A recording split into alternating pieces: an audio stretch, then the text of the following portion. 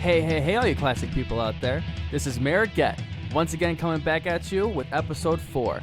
Today's date is August 7th, 2013. Let's introduce the team. We have Sean. Hey, what's up? We have Ashley. Happy August, folks. And, of course, we have André. Hello, everybody. And you are? Oh, of course, I am Patrick. Wait, did you say your name already? I'm sorry, did I mess this up? No. I didn't. Okay, I good. Didn't. Yeah. Yeah, you're good. Happy August, right? Yep. August is great. Is August good? Is this still considered summer? August is summer. Okay. Is it? I guess. It's a rainy summer. I don't mind Cool. that. My whole summer's been rainy, so crazy summer storms down here in the south. And that's great for gamers. All we do is just hang out inside them. Yeah. Yeah. I mean, but that's like the best feeling in the world. I miss being in Chicago and having it just storm snow and just dump snow on everything, where it's just really better for you to stay inside and play your video games. It gives you an excuse. So I miss that. Well, I've never needed an excuse to play video Yeah, games. I don't know about on. you guys. Ah, shoot. My true colors come out. I'm not really a gamer. No. All right, well, I think we should jump right in. So we're starting a little series that'll be taking place over the next 5 weeks. We're going to spend a little bit of each episode talking about The Walking Dead, and we're going to go episode by episode since Patrick finally caught up with the rest of us and actually started playing it. Thanks, guys. So I know we talked about The Walking Dead a little bit in the last episode. We did our best to avoid spoilers, though. Needless to say, this time around, though, since we're covering plot points, there are going to be spoilers. So if you, for some crazy reason, haven't played it yet, skip ahead, because we're going to be talking about stuff that you may not want to hear yet. So let's get started. Episode 1. So what exciting things happened in episode 1, guys? Well, of course, you have the beginning where you're kind of figuring out what's going on with the series, and you're just figuring out who you are as a character, and you figure out that you're in the back of a cop car, and you're on the highway driving, and it seems like you're going to jail, and you have the officer in front of you just talking to you. You kind of learn controls of how the game's going to be laid out, responding points, just really, really simple stuff, looking around, and if you pay close enough attention to the radio, you can hear that there's some type of commotion going on. Of course, then it's kind of the zombies outbreak going on. You start seeing cops fly by on the highway. It gets real. I had to replay the game a couple of times for this particular part, but the officer is in in-depth conversation with you, and you have to react like all of a sudden and press a button that says, "Look out, get out of the way," just say something basically. And of course you don't do enough time. The cop hits a walking zombie going across the highway, and you fall into a ditch and you black out, basically. Yeah, I really liked their introduction to Lee's character, because he did something, but they don't tell you flat out exactly what he did. So you kind of discover it as you go through the first episode. I thought that was pretty creative of them. Yeah, definitely. It's also where you find out pretty quick they're teaching you the game mechanics in the sense that a non-response is a response as well. Mm-hmm. If you don't, and that's important for the players to know before they're in a situation where it really mattered. So that's something I touched on last week whenever we talked about The Walking Dead, and it's something that I really like about the series. So you get in a wreck in the cop car, and then you black out in the ditch, and then you wake up, and that's when the world is in shit. So you wake up and it's like everything's all blurred, and you hear the cop in a struggle, and he gets owned in a sense, and you get knocked back out, and you wake up. So you look around. It's that tells you what's going on, like see what you can do, try to get out of your cuffs. You look at your hands. It's making you try and figure out like the whole scenario of look around, check stuff out. This is gonna be how the game is. This is how the game's gonna be. You look out the window. You see the cop laying on the ground. You yell at the cop, and you say, I think, a couple different things, and it just becomes repetitive after that.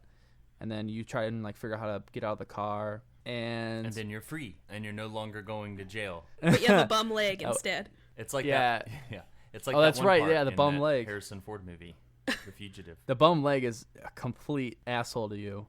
It makes things so difficult. It's great. So, of course, your bum leg. You get out of the car, and you barely walk, and you try and find the keys for the cuffs on the cops. You have to walk over to him, and that makes things very, very difficult. And of course, as clumsy as Lee is, tries to get the keys. He gets one handcuffed unlocked, and he drops it next to the mouth of the freaking cop, and you have to pick it up. And I'm like, oh my god, this is ridiculous. That was actually the first time I cringed in the game, is when he's bending down with his bad leg, because it makes like these crunching noises that sound like broken bones rubbing against each other, and I was like, Man. Yeah, it's so funny. Telltale Games is actually, they do that a lot with like really awkward moments.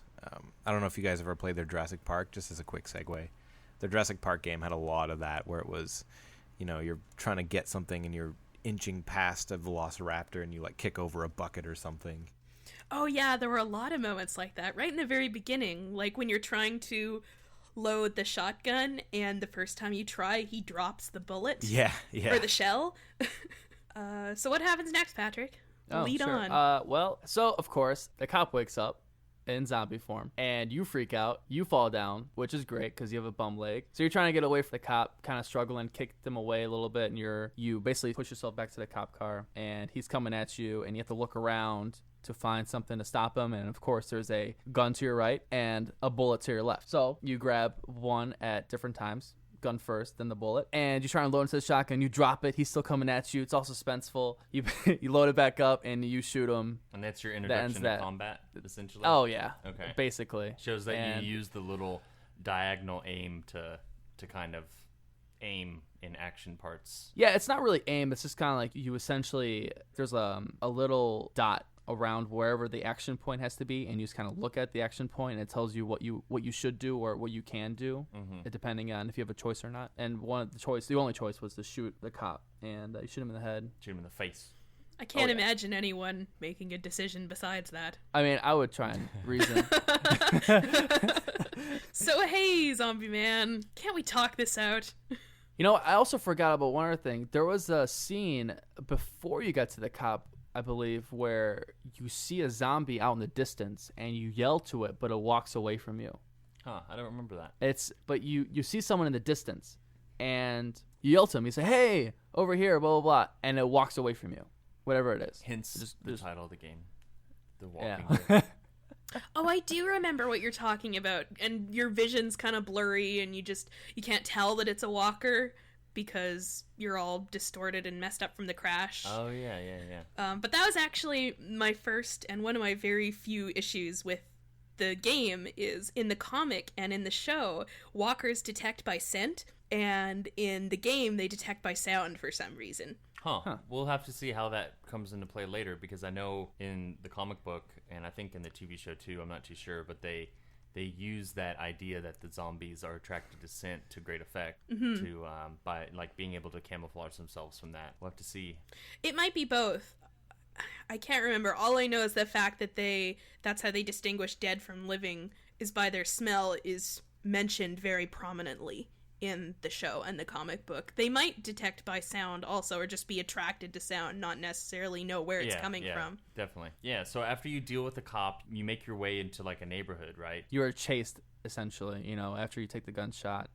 Shit kind of goes downhill from there. Zombies start coming to you, and you're limping away. However, you're not doing this yourself. This is an action sequence, and it's just cinematic mode at this point. So you hop over a fence, you're in the clear, because you hear gunshots from a distance being rung out. So there was that whole situation. You're in this backyard and you see a tree house, and just my initial reaction was like, okay, cool.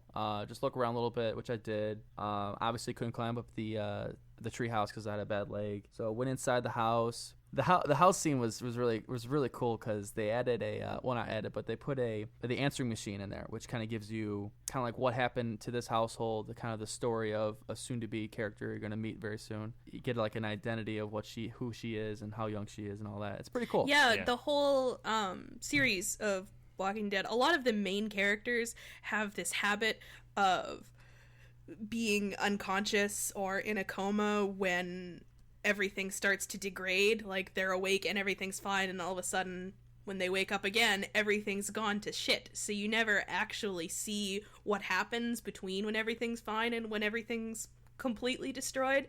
But they've always found really creative ways of putting it into perspective.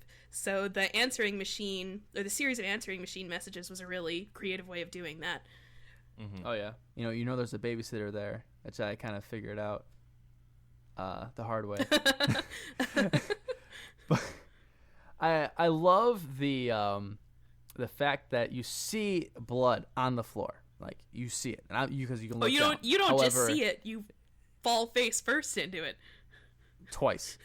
So I was like, oh, this guy is just the clumsiest person. But yeah, it was cool. You know, the kitchen scene. Also another tutorial, I would say, to find items.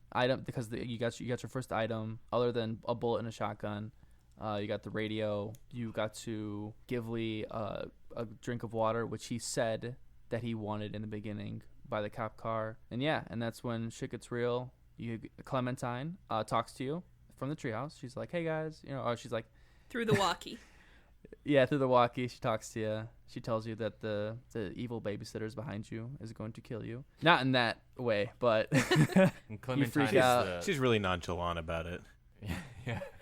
Yeah, and Clementine's the little girl that the little used to girl live at the house. Yeah, you kind of take under your wing, and throughout this series, at least so far, I've only finished episode 2, but that's so far. She basically turns into you're her guardian, so to say. So yeah, that's all. Yeah, that's totally. all I say. Sorry. That's cool. So yeah, you have to deal with her, and that was fun. So you essentially fight her off of you with all these action buttons, and you fall back in the pile of blood again. Makes things more intense because as you're about to die, the screen turns red all around, and it gets more and more red. And the way they do the action buttons is you have to rapidly press A or X. If something was like holding you, you push it away. You would just rapidly press A or X or B, which one they choose. So yeah, you get through all the fighting, and you're still struggling with the babysitter on the ground, and it's really suspenseful. Clementine finally comes down from the treehouse. She comes to the sliding door, opens it up, and you can grab a weapon from her, which I believe is a hammer. Yep. That was pretty fun. So I was she actually saves playing the day by giving you a weapon, and then you you bash in the babysitter's face in front of this like impressionable little girl, right? Well, that's a great first impression, I think. You know. Yeah. Well, get used to it because you do it a lot worse in front of Clem. Yeah, but knows. Is there? I know it happens in other moments, but I mean, isn't there something where your reaction to what just happened leaves an impression on her, right? Mm-hmm. Does that happen in that part? Like, I remember it popping up in the left-hand corner of the screen and saying she's gonna remember that, or she took note Clementine, of this. yeah. Okay. I believe it was she was a zombie and you killed her. Is she coming back? And you said no. And I think that is when she said the little caption that Clementine remember that. Cool. Yeah, So- your interpretation of what just happened, or Correct. what you choose to tell her based on the fact that she's a little 7-year-old kid. Yeah. Gotcha. All right. So yeah, you go outside, and essentially you're trying to be quiet and finding other people around, and you happen to stumble upon 2 men trying to push a car out of the way to get their truck essentially through traffic that's just blocking it. And that's a suspenseful scene because there's zombies there, and you jump into the truck and you're on your way. If you do that successfully, you meet who these 2 people are. One of them, I don't know, I can't remember if it's the driver. I think it was the driver. Essentially is the son of the farmer who you're going to be meeting very soon. And which I thought was really interesting is that these 2 kids are by themselves and they know what's going on, but the one kid gets out of the car and just walks by himself to where he needs to go. I just thought that was kind of weird. Like, wouldn't you want to be with other people or just not by yourself? I don't know. I thought that was weird. Yeah, the kid. So anyways, the kid who is in the back of the pickup. Once they get back to the farm, he's like, "Well, see you guys. I'm going to my own place now. Like nothing's happening." I know. I was like, "Oh, okay. Thanks sure. for the I'd do that. walkabout town, guys. I'm gonna go home and see my mom." Gotta go play some video games. Yeah, right. Yeah, so you get to the farm, and I think the initial reaction from the farmer was he was kind of pissed that you're there to begin with, and the son kind of defends you. He's like, "Oh, he helped us out," and he's like, "Oh, okay, you can stay for a little bit." And he is very hesitant about you staying at all. And you meet another family that's there. The names are escaping me right now. You meet Kenny, Katja, and their son Duck. Ducky. That's right. And you talk to the farmer. And now this is the first time you are introduced into into the story and to the kind of the adaptive story that you can create for yourself in the game. Yeah, this is one of those first like big make or break choices, as far as I know. Right, exactly. You kind of tell the story of how you came to be with Clementine and where you came from, which you still don't know at this point. You know you're from Macon from the cop telling you that. You know that you're obviously going to jail because you're in the back of a cop car. And I believe, don't you know you murdered someone at this point? I think this is the first time you find out, because one of the options is telling Herschel, the farmer, that you killed someone. And I remember I didn't pick that option because I didn't know if that was true. So I can't remember. I think that I told him that I was going to jail, but I didn't tell him why. Because I knew Right. that was the case, but I didn't know why I was being hauled off to prison. Right. You know, you tell your little 2 cents of what you want to say. And, you know, he kind of judges you, I guess, regardless of what your decision would be. That's kind of it. And Clementine, I think, had a little bruise, and she's all patched up and good to go, as well as you. You kind of get to go around the farm and either help out with work or talk to the other family, Kenny, Ducky, and what's the wife's name? Katja, yes. And it's pretty cool. So you get to, like, you know, kind of first time roam around without having to be in trouble or in danger, which is nice. Yeah. And kind of learn stories of other people, and whatever you do at this point, it kind of helps progress you, because whenever you talk to somebody, for example, you talk to Kenny and you ask him about his family, how he got there, you get a little caption at the top says, Kenny noticed your interest in his family or noticed your interest in him, and I guess that helps build more, I don't know, build some type of relationship. Yeah, this is really the first time in the game where the game shows the player that through dialogue with other characters, you can decide if you want to be truthful with them and reveal information, or if you want to lie to somebody for a certain reason.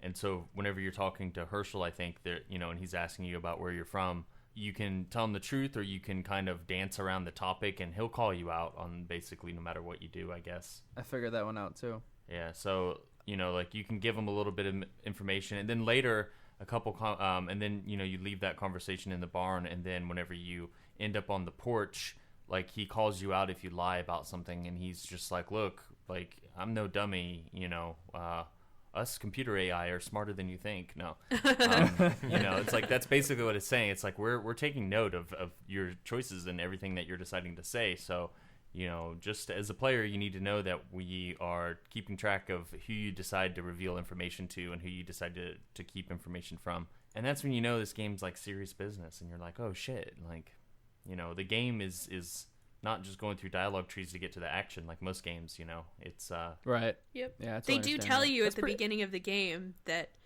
your choices will affect how the game plays out. But I think but I wasn't really reading that part. I think that you don't really get a sense of how much until you start to play, and until you start to get to this point of the first chapter. Yeah. So after you do all your farm stuff, so shit gets real. Shit gets real.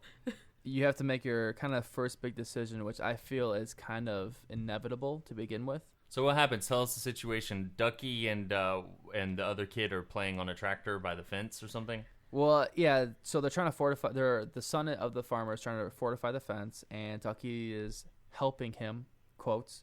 And he's just kind of sitting on the tractor, you know, being a kid. All of a sudden you start hearing screaming, and you see the son's farmer is being grabbed. And you kind of have a choice of kind of who to rescue or what to do. Being grabbed by a walker from the other side of the fence. Yeah, okay. And then at the same time, I believe the Ducky's also getting grabbed? Yeah, both of them are being grabbed at the same time, and you have to decide who you're going to help. Right. So I went for the son. No, I'm sorry. I went for the farmer's son. I went for the farmer's son too. Sean? And I think I went for Ducky. Andre? I haven't played the first episode. Oh. Remember? No. I thought you had. We're gonna cut that out. That's why I've been quiet. Oh. Shit. Remember, because you said you were gonna get it to me. Oh, I thought you'd played it. I thought you'd played the first chapter for some reason. Nah. Crap. Now we're spoiling it for you. I thought you'd play It's it. fine. let's It's Oh my fine. It's God. been out for so long that it's my He fault. can just jump on episode 2. It's fine. Okay. Okay. Well, for Just for jump on this up. time, for this episode, just like say what you would have picked, I guess. Just so you can What contribute. are my options? You can either save the farmer's son or the younger kid who's playing on the tractor. Tractor Kid. Okay, tractor kid. Wait, I don't think you know Ducky though. He's annoying as shit. Sean, I don't think you know Ducky. It's a misdirect. The other kid's a zombie already. Yes. Okay, hold on. Let me mark this down, and we're gonna put this into the game scenarios for you. That way you can keep up. So you chose to save Ducky, like I did. Okay, cool. This is inevitable. Ducky will survive regardless of whatever you pick. Okay, yeah. I tried to have Ducky die. You cannot have Ducky die. Oh man, It's inevitable. He's such a brick. He's so dumb. He is like it's so funny, but it sucks. Like I was like, I want to help this kid out. This kid's the shit, and then all of a sudden he dies. I'm like, well, what the fuck? I couldn't do anything about it. Why would you give me a choice if I couldn't do anything about it? Because his dad comes there and, whatever. It's bad. Yeah, Herschel's not pleased with you, and he basically tells you to, GTFO. Yeah, he thanks you for trying to attempt to save his dead son, Yeah. but you shall leave. So there goes that, and then you just join Kenny and his family and drive into town. Into Macon, And yep, hometown of our main character. yep, that's right. And I believe what happens is they get out of the truck and they start wandering around, kind of like, Lee is kind of having a sensitive moment. He's like, this is my hometown. He's looking around. And, of course, Mr. Ducky gets attacked by a zombie. And he's about to get bitten. His father shoots... No. I take that back. Then the other party, you meet the other party that's there in the town, being hunkered down over in the pharmacy. The news reporter shoots the zombie that's attacking Ducky in the head. And when she shoots Ducky, all the zombies start to converge and start to realize, oh shit, there's people. And you all go into the pharmacy where the rest of the group is at. And you immediately start fighting. Right away, you're in a Yes. shouting match with everybody else. It's pretty funny. And so you kind of meet the antagonist. It's really, I don't know what they would really be considered as. But you just meet people who are really upset with the situation at hand, just the fact that there's zombies walking around and the fact that you almost put them in danger. The whole fight is about if Ducky has been bitten. Yeah, and some people want to kick him to the curb, and others want to, keep him inside and keep him safe because they think he's fine. You soon learn that the wife, please give me the name again. Katja. I can't remember. She is a vet, Yes. correct? Yes. While this is all going down, she's analyzing the boy. She notices there's no bites on him, and the man, I guess I can call him antagonist, and he's just all about kicking the boy out. What's his name? The father. Oh, I can't remember. His daughter's name is Lily, but I can't remember his name. Yeah, it's really referred to as Dad from episode 2. They don't really call him by his name. We'll just call him Jerkface because that's what he is. Yeah, he's a meaty looking fella. So he's a huge guy. He's just really all about brawn. When you first see him, he's like, let's get this kid out of here. He's gonna infect us all. We don't want to be infected, blah blah blah. And he's like, and then Kenny steps in. He's like, that's my fucking son. Why you can't say that? Blah blah blah. You can't get rid of him. So this goes back and forth, and then you get involved. You kind of either egg on the conversation or you stay neutral towards it. So you can either be for the kid leaving or against it or neutral.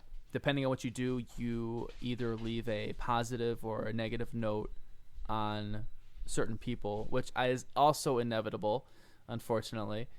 You can just either gain good standing with Kenny or you get no standing at all with the other guy. I guess essentially you end up egging on Kenny to punch. I had him punch the dad out. What'd you guys do on that part? I think I just told him to back the fuck off. I didn't actually hit him. Yeah. Yeah, I seemed like can't anyway- remember. It's been too long. Is his name Larry? I think his name's Larry. Yeah. That's it. I see. I want to keep calling him Jerkface, it though. is. It's Larry the Jerkface. Yeah. So yeah, I punched him, and that kind of subsides the whole fiasco. And I think during that whole thing, Clementine's kind of asking you to go to the restroom. And you kind of say, go for it, and you kind of see her walking towards it. So as the conversation is heating up, she's walking towards the bathroom, and she says, I think there's somebody inside the bathroom. And you Lee, you say, oh, there's probably someone inside it. And then no one says anything about it. They just continue on arguing.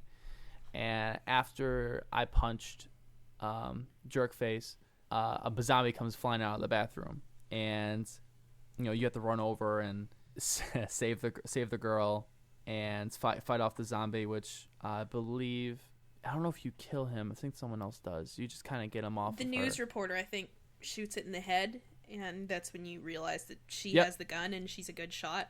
Yep. I believe that's what right. happens. Once again, Clementine also remembers you saving her, and she says to you, will you do this more often? He's like, yes, I will protect you no matter what. Aww. Yeah, it's a cute moment. So here you are. Everyone's all pissed off at what just went down. People are punched in the face. You look bad. So, well, I look bad. I don't know if that kind of went down. But yeah, like I was saying though, it's inevitable the fact that Larry the Jerkface will hate you because you find out that he knows who you are. He's also from Meakin, and he knows your story. Apparently, it was really big news. So here you are in a pharmacy that you find out was once yours, and you start to roam around. You have to basically. Was the pharmacy yours or was it your family's? It belonged It's to the Lee's family, because in the office Okay. you find a picture of his parents and his brother. Right. Okay. But you basically spend a little bit of time collecting stuff, getting to know everybody in your new party, and you actually meet Glenn, who is a character in the comic and the TV series. And he tells you that there's a motel nearby, and for some reason he wants to go there. Right. I'm not too sure why. I can't remember. Because he bails out. He wants to go to the motel. I don't remember why. Before he goes, or he receives one of Clementine's walkies so that they can keep in contact. And throughout the whole exploration of the pharmacy, Lee will ask, or he has the option to ask Clementine periodically, have you heard from Glenn? And later on you do, and it turns out that something else is going down over at this motel that he's at, and so you need to go back and help him. Right. That's right. During, kind of before all that, you get to explore what used to be your family's pharmacy, and you kind of get more of a backstory of who you were as a person. That was cool. There's a couple moments, like he went to the back room and he's like, oh, he's all distraught. He's like, oh man, my parents must have laid here, because you see like a kind of a blanket and then a pile of blood, and he makes a comment like, oh, this must have been my father's blood trying to be a hero like he always is. He probably got himself bitten and didn't work out too well for him. So that's pretty cool. And then the shitstorm happens where the rescue of the kid happens. What's his name again? He's at the motel. Oh, Glenn. Yeah, that's right. So you have to run over to Glenn, aid him. Yeah, apparently a girl has holed herself up in one of the motel rooms, and Glenn's determined to save her. And I think you can choose whether or not you want to help him out. I'm pretty sure you inevitably do, regardless of what you pick. But in the end, it turns out that she was bitten and she holed herself up, and that's why she was telling people to go away and not help her. And eventually she wants to kill herself, and she's telling Carly, who is also with you, the news reporter, the one who's the good shot. She's like, give me your gun, please, just let me put myself out of my misery.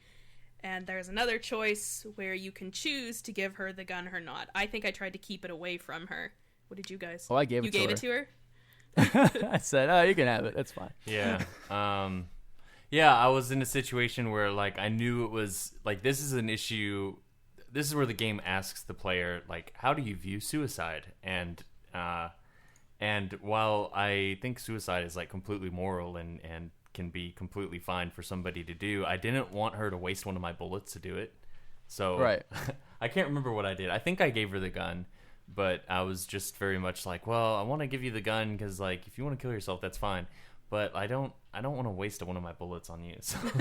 But then I remember, okay, like this game isn't a type that keeps track of ammo like that. So yeah, I think that was actually my mentality. I was like, I don't want to waste a bullet, and at that point I didn't realize that they don't really keep track.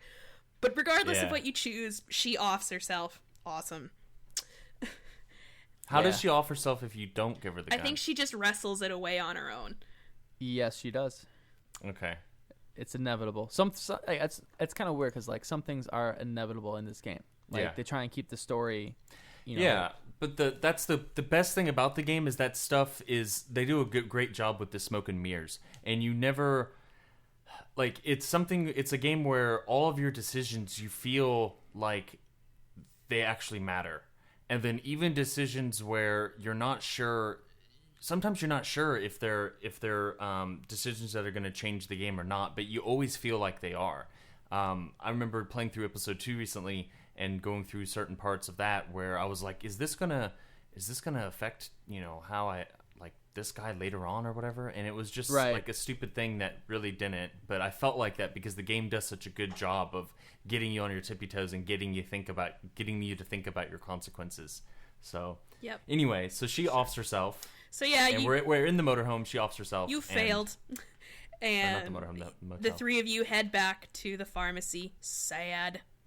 And another conflict that's been going on is you need the keys to get into the pharmacy section of the drugstore because Jerkface needs medication for his heart. And you realize that Lee's dead brother is a walker outside, pinned under some kind of debris, and you're pretty sure that he has the keys. So through a series of events, you find a way to distract all the other walkers that are outside and go and nab the keys. And when you open the pharmacy, you set off the alarm. Weird, because, you use the keys, you got in legitimately, but you set off the alarm anyway. You come back to the pharmacy, in the secret way you came out of, and you have to go across the street where all these zombies are at. And this kind of puts into play like these zombies are attracted to sound. Leah notices that there's this TV store with all the TVs on, but it's just fuzz. So you have to break the lock that's there's like a what's it called? There's a combination lock that they've used to secure the outer gate of the pharmacy, but they locked it, but no one knows the combination to open it again. So you have to bust it permanently to get outside and grab a brick to shatter the window of the TVs. And that's what distracts all of the walkers. And then actually the moment where you go over to where your brother's pinned was very powerful. Because you essentially it's the first time that Lee has had to kill a walker that he had any sort of personal connection with. Oh, yeah. Totally. So you gotta bash your brother's head in like 3 or 4 times. No. You don't bash his head in. You attempt to cut off his head. Like you hit him in like it's weird. Like you don't even go for the head. You go for like the neck. That's right. It's like at the shoulder. Yeah, it's weird how he went at him. Yeah, you want to you try to sever his spine with your axe. I remember that now. It's so weird. I'm like, why would you? That's so bad. Because he had to hack him like 3 times, and like each hack was worse than the first one. It was like, oh, this is terrible. Why are you doing this? But yeah, that was pretty cool. And then so as I mentioned, finally get the keys, get Jerkface's medication. But again, I don't know why you set off the alarms when you opened up the door legitimately. I could understand if you busted the glass or something. I guess there was some code he had to activate. Maybe, but it wouldn't have mattered because you've attracted all of the walkers anyway. So while you're in the pharmacy... Oh, that's right! Yes! While shit's getting real, you have a decision because what happens is everyone's trying to, I believe, find a way out, and you leave it to yourself to man the door. So you have 3 people on the door, and you leave it to yourself, and you grab your father's cane, and you put it by the door. When you essentially leave, you notice that a couple walkers got in, and one of them grabbed the news reporter with the weapon, and the other one grabbed the kind of, he's a hands-on type person. He knows how to like fix things. He actually fixed a radio during the episode, and you kind of see he has a little bit of skill with his hands. He's got like technological knowledge. So you have a choice to save her or the boy. And for some reason, I don't know why, but I tried to choose the girl, but both times my controller, or I don't know if it's the game, glitched and went for the guy. So the girl ends up dying, and I saved the dude. Oh, okay. See, I saved Carly. Who would you save, Andre? The tractor kid. Okay, cool. He's safe. I think I saved Carly. And this is a decision that affects like both depending on who you save. This carries over into episode 2 in a major way, I guess. So it's important. I mean, both are have pros and cons, and you know you basically make a choice in which character you see in the next episode. So yeah, when I saved the boy, he was very distraught about it. When we went to the inn, he was just like, I can't believe, why me? You know, and then you would have to explain yourself, and the choice, I guess the choice that you say, or the response you say, really affects how he views his own self, or like or his guilt of, you know, should he feel any guilt or something. But because the two people who were in peril, Carly and I believe his name is Doug. Yeah, Doug, that's right. They were starting to kind of bond before you met them. Yes, that's right. And he was like, that was one thing he said. He said, I felt myself like a strong connection with her, or maybe if this is all over, her and I would get together, you know, type thing. Yep. That was cool. That was really cool. And then you had to choose between one of them. Yeah, I figured I'd want a person around who could shoot a gun. Seems like a good skill to have. So you run for it, and you go back to the motel, because I guess you decide that's a good place to hunker down. You know, you've got beds. It's a good place to try and defend yourself and barricade yourself in. Yeah. And you're coming to the end, and I can't remember who says it, but someone says, well, it's not the best, but at least we have electricity, as they're looking up at the lighted sign and the street lamps. And then the chapter ends with everything going dark as the power goes out. And then it's like, shut down. Awesome. Yeah, episode 1's pretty good, but I felt like after playing episode 2, I felt like episode 1 was really a lot of setup. Episode 2 is whenever they kind of go into a canned episode that has a beginning, middle, end, and I enjoyed episode 2 a lot more, so we'll talk about that next week. I can't wait to talk about episode 2. It was fantastic. Yeah. Andre, we're gonna need to figure out a way to get you, because I'd love to hear something your out. thoughts. Yeah. Well, you can look forward to that next week. Awesome. We talked about Walking Dead plenty, so now it's time to move on. Well, I want to hear about Defiance. That's what Patrick's been playing. Oh my god! Or so he says he's been playing. No. So yeah, I edited the episode last week, and it was because Patrick asked me, I just picked up this Defiance game. I want to have time to play it. Oh, cool. I bought the collector's edition. Check out all these statues I got. And you know, that was like, he was so excited about it. He turned on his webcam and showed me and everything. And so I got some webcam action in. But yeah, so you bought Defiance. Start. You're playing it on the 360, and this is a game that released. Do you know when it released? Should I look that up? No, I'm not too sure. But yeah, tell us a little bit about it. Well, Defiance is an MMORPG, which I have never played before on a console, which is kind of weird because when I first started, I tried to pause the game. You can't do that. No pausing. Okay. Even if you're playing by yourself? Yeah, even if you're playing by yourself, you cannot pause the game. You will be attacked unless you're by like a waypoint where you can respawn at. You will be attacked by bandits or whatever creatures by you. So it's hard up. Like they want you to throw your life away on this MMO. No, just kidding. Okay. So what I understand... You can never put it down. So what I understand about the basic lore of this game is it's, I don't know, like 40 years in the future or something like that. 30-ish, something. 2045 or somewhere around there.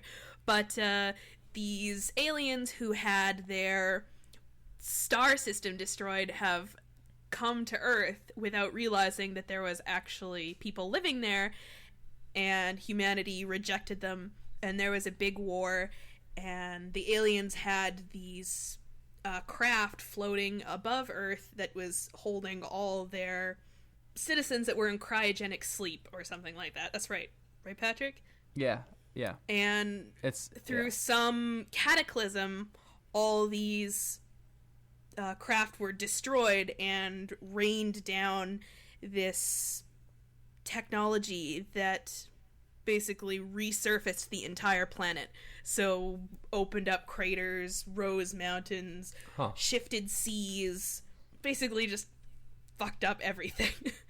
Shit got real. And so now in the point you're at in the game, you're basically trying to rebuild, and you're cohabiting the world with these, what are they called? Voltars? Yeah. It's kind of weird because when you first start the game, you're not a character yet. You're just kind of watching what's going on, and you meet a scientist who apparently is running this operation to do what you're explaining. However, the ship that you're on gets hit or gets, taken down, and the scientist disappears. And he is a huge, essential person in the game. You have to find him. You have to, he is the key to unlocking all this stuff. You get to build your character. You get to build it to, I think there's like 4 different types. You can become like a machinist from. Everything is post-war. So like it would say you're a machinist from post-war.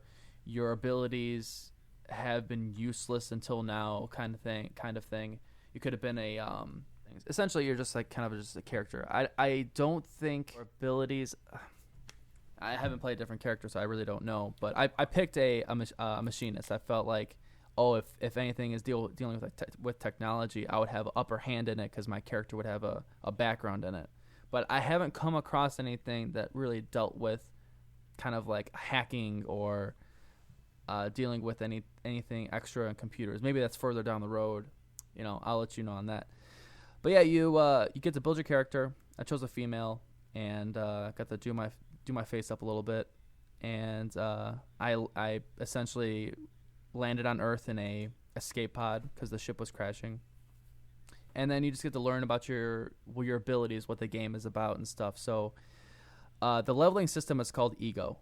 It's just EGO. There's an actual definition for it, but I cannot remember it. And your ego is you get experience just like you would in a game to level up.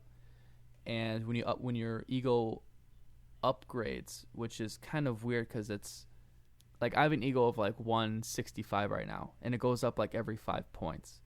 It's kind of weird how that goes, but you're able to use your ego points to upgrade your abilities. So when you first start off, the whole training simulator is awesome. When you are on the ship, you're told by the scientist who is lost that you're a special type of person. You have this ego embedded into you. When we land, he's like, you need to know this information because if you land and you don't know this information, it'll be very jarring. So when you crash land, your head's like it's like a really distorted sounds are coming into the speakers, and it's crazy stuff. And you figure out your ego, but it's cool. You get to figure out what you want to do as far as abilities, and your abilities can be invisibility, blocking.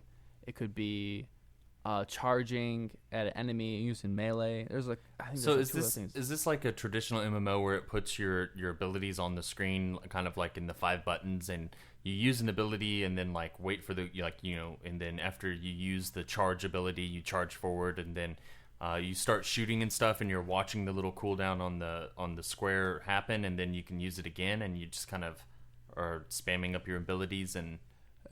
Nothing like that. It's essentially a third-person shooter, so you shoot normally and stuff. As far as your ability goes, you only have one. Whatever you choose, you're stuck on that ability. From what I know right now, I try to get another one, you can't. So I chose invisibility, and you're able to build on your invisibility tree. As far as on-screen feedback, you get a timer that kind of recharges. So my invisibility recharges every 50 seconds. And the other two things that are essential to your persons is a grenade or something, an object that you throw, and that recharges to whatever amount it tells, whatever amount that item recharges at. So it depends on what item it is, and your vehicle. And your vehicle respawn button is like 7 seconds. It's pretty fast. So tell us about like the mission structure and stuff. You pick up missions from a quest hub, and you're seeing other people in the world, or only if you decide to party with them, or how does that work?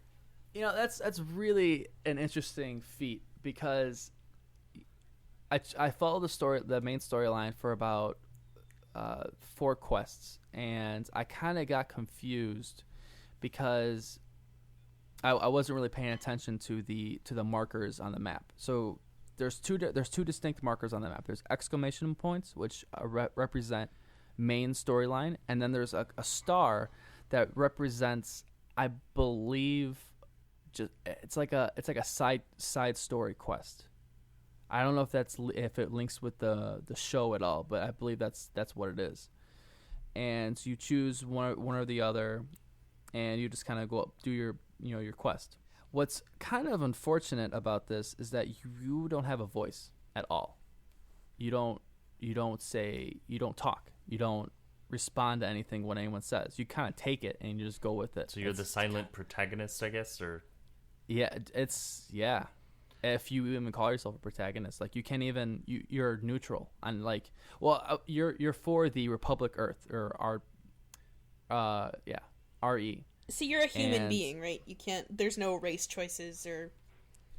Not that I can remember. Yeah, I think I'm just a human, because there are mutants on the planet, and there are other types of. There's a different race on the planet as well. I can't remember the name for it, but it wasn't a mutant. It was something else. Okay. So, yeah, I just don't like the fact that I don't have a voice. Yeah. I don't like the story. The story, from what I know about the game, like the story wasn't the main draw to the game. It was really about the gameplay and stuff like that. Yeah. So is it fun? I mean, is it? Yeah, it the gets gunplay repetitive. looks good. It's the weaponry is pretty awesome. They have the vast amount of weapons, grenade launchers, sniper rifles. It's really like kind of like Borderlands, actually. Okay. Whenever your enemy dies, the items that pop out have like kind of that luminous glow, just like Borderlands does. Yeah. Where you know what it is. The weapons are actually the weapon layout is pretty similar. It tells you the damage, how much zoom, reload time. It gives you kind of a fast breakdown of what the weapon's capable of. Yeah, it seemed pretty heavily influenced by Borderlands. So, like, do you drive to mission areas? Like, do you get a mission from a central hub, and then you get on your little four-wheeler and drive out to where the mission, like where the mobs are supposed to be for that mission, and you kill them, and is it like that, or are all the missions kind of instanced in where you're in town and then you say, I'm going to go to this mission, and you just step on a portal and it takes you there? You would actually have to find the mission. So okay. That's why they're calling it an MMO.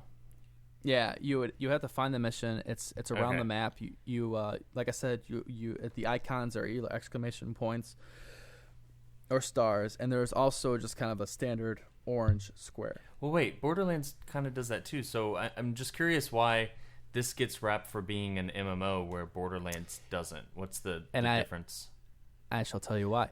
Now, what's cool is the fact that there are other people playing at the same time you are. Now, not just a few people, like hundreds of people playing at the same time on the same server. So there's these kind of alien drops, I would say. Yeah, I was going to ask you. You're talking about the Arc Falls, right? Yeah. Ooh. Arc Falls sounds so much cooler than alien drops, Patrick. Get with the program. Sorry, I'm not. That was, in my opinion, the most MMO-esque aspect of this game is these random battles that occur, these Arc Falls. So when I mentioned that all the craft in space got destroyed, there's still stuff hovering up there in this ring around Earth, correct? And every once in a while, more debris will rain down, and going through the atmosphere and being shredded into pieces, it basically just starts raining razor blades. It's pretty awesome. So what exactly is involved? Like, what do you do in these Arc Falls? You have to destroy them before they explode. apparently there's a timer, half-hour timer. So you're sitting there for a half hour destroying this thing. And it's pretty awesome because there are literally, first time I did it, it was actually pretty awesome because I was like, oh, cool. They're like, it's an icon on your map and you see it and there's like a little waypoint. There's like a set destination, tells you how far you are from it. So it's like, cool. Well, I was driving over there and I noticed like 30, 40 other people behind me. Holy shit. Driving behind me, and then like I get there and it's just a massive war zone, like something out of Guild Wars. I mean, it's amazing, and I was, oh shit, this is cool.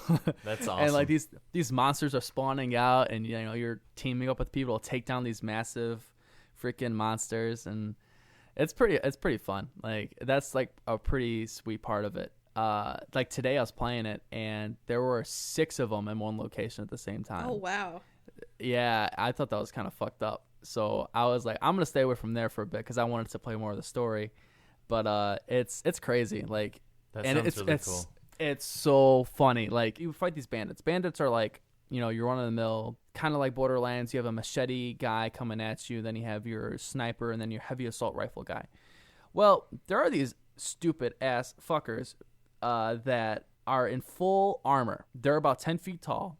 And they shoot this like plasmatic ion at you, and it destroys you immediately. Okay, I spent like about 20 minutes trying to kill 3 of these guys, just 3 of them. My attempts were A, running at them with my 4-wheeler. Well, that didn't work because they destroyed my 4-wheeler, and I died immediately. 2, trying to bring them into a bandit camp, but they killed all the bandits, then killed me. 3, sniping them out. Didn't work. I died immediately. And C. I gave up. I just tried to go in, balls to the wall, and it did not work. Does it have a cover system?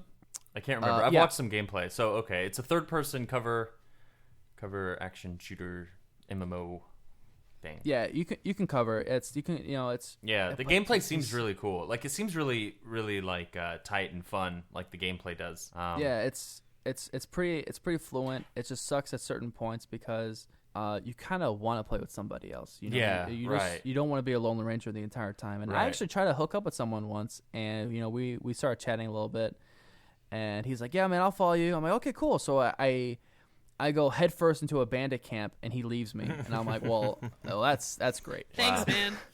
Thanks, dude." And like he left my chat too. I was like, "Where did you?" And he's left. And I was like, yeah, So- it seems like you'd want to play that with friends, just because of the nature of it all. "Yeah, it's cool because you can play with." Have you been 12 to the people. Golden Gate Bridge yet in the game?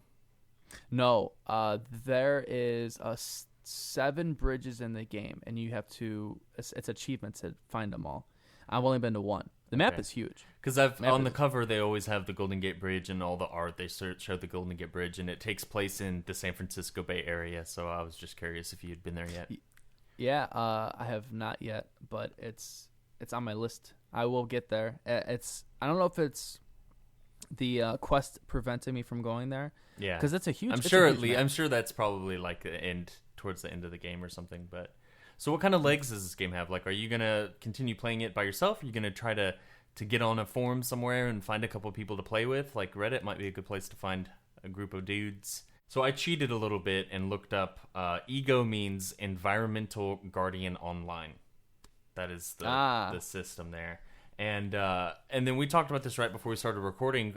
Something I learned is that this had a sci-fi on the Sci-Fi channel. Or let's see, Tryon and Sci-Fi made a video game that ran alongside a TV series. So there is a TV series out there. I would like for you to watch an episode in some way, like, and maybe download an episode or something, and tell us, report back to us, and let us know if it's well done or if it totally veers off from the game in any way, or I'd be curious to see what it sounds like, because it does sound like a good. Whenever you were explaining it at first, I was about to say this sounds like a great premise for a TV show. So, Right. From what I understand, the patches for the game are based on the plot development of the TV show. As far as I knew, that was kind of the hook of the game. Is you watch the show, and then whatever happens in the show affects what happens in the game. Yeah, that'd be cool. I'm sure that's with the main storyline because the characters on the white male and the the single girl, white right? female. Yeah, No, I'm just kidding. Love that movie. yeah, they're. I think those two are in the series, and you can.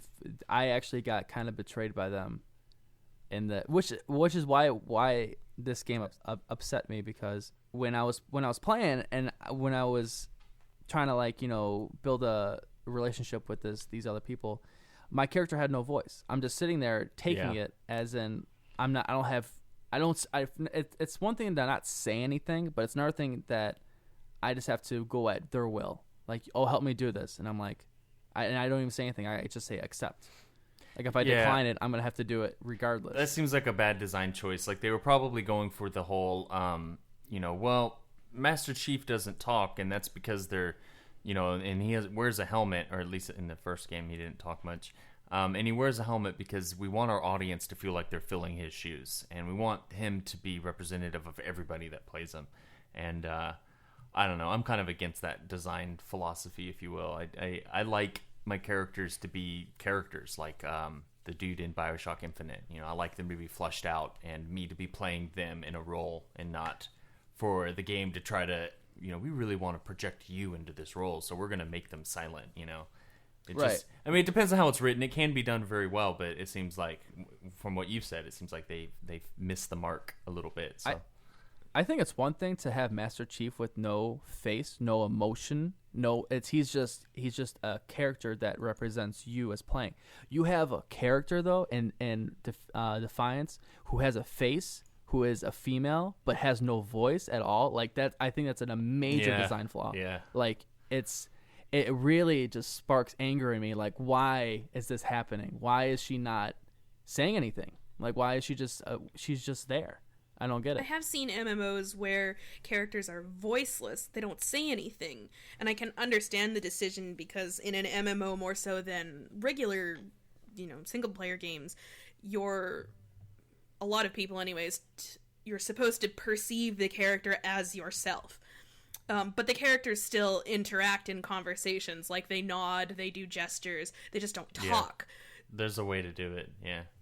Yeah, they didn't do it at all. Huh.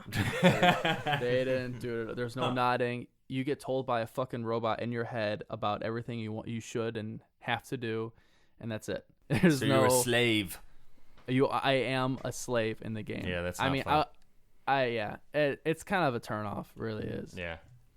I think we've been pretty spoiled too, just by recent MMOs. Like, for as much as Star Wars: The Old Republic. Oh yeah. Kind of ground itself into the dirt, but it had voice acting for every single character, including your own. Yeah. And that's a huge endeavor, but it's definitely made people sort of maybe not expect it, but want that in a game now. Guild Wars 2 has it. Your main character speaks in all the cutscenes. Yeah. So. So this game launched in April 2nd of this year. So. Wow, my birthday. There you go. There you go. You're bound together forever. No, well, that's cool. Yeah, man, get back to us and let us know like what changes if you continue playing. And I'm curious to see kind of more how it gets fleshed out, or if it's just going to be repetitive and be the same thing over and over. Or, I'd like to hear how they change the world through the patches that supposedly coincide with the TV show. And then also check out an episode of the TV show and let us know how it is. I know it's sounds kind of silly, and maybe you're not the biggest TV watcher, but they obviously sat down in a board meeting and said, we need to make a game and have a TV show that goes with it, and that will really draw people in. And they've done that with shows like Viva Pinata, but I'm curious to see just kind of how well it's done and if you found it enjoyable or whatnot, because that's part of the stick. So okay, I'll definitely do that. That sounds good, because I am intrigued now, because I want to figure out more about the lore, so to say, because a lot of stuff kind of got jarred in the beginning, so I definitely want to check that out. Well, I've definitely heard good things about both the game and the show, so I think when they were first talking about it, it was the sort of thing where it's like, hasn't this been kind of attempted before and never really succeeded? So people were kind of wary about it and worried that it wasn't going to do well, but it seems like it's been getting pretty good reception so far. Yeah, I might check out an episode of the TV show myself. So funny coincidence you bringing up Booker DeWitt and Bioshock, Sean, because there's been a couple of really exciting updates as far as Bioshock goes. First of all, a little less exciting for most people, Bioshock Infinite is coming to the Mac. I always love... Yay! I always love when I can play games on my Mac. And the second piece of news that people will probably be more interested in is the first Bioshock Infinite DLC was released just a couple days ago, I believe, and they announced 2 new storyline DLC that are coming later on. André, I know you're probably most familiar with all of them, so why don't you tell us about it? Well, I guess it's kind of funny how it all happened, because way back they promised that they would be releasing DLC for it, and they said you'll know something about it, or I think they might even promise that we get the first one by the end of July. So, the reason why that was a big deal is because they sold season passes for this, right? Yeah. So you could pay $20 and get access to all of the DLC from then on, and they promised 3 DLC, and there could be more, but that was sort of the selling point. And so I'm pretty sure it was July 31st that they announced it. So that was the oh crap, we're at this point. So we didn't know anything about the DLC that came out. And on July 31st, they announced that there was a DLC coming out that day, and then the story DLC would be coming out in the future. So it seems like the DLC that came out on the 31st is sort of their kind of fulfilling the requirement that they set for themselves, because it's really nothing more than just a horde mode. It's a few new maps, and you just hop in them. There's some challenges you can do, but it's just... basically, if you like the combat in Infinite, then that's going to be a lot of fun. But other than that, it doesn't really do much.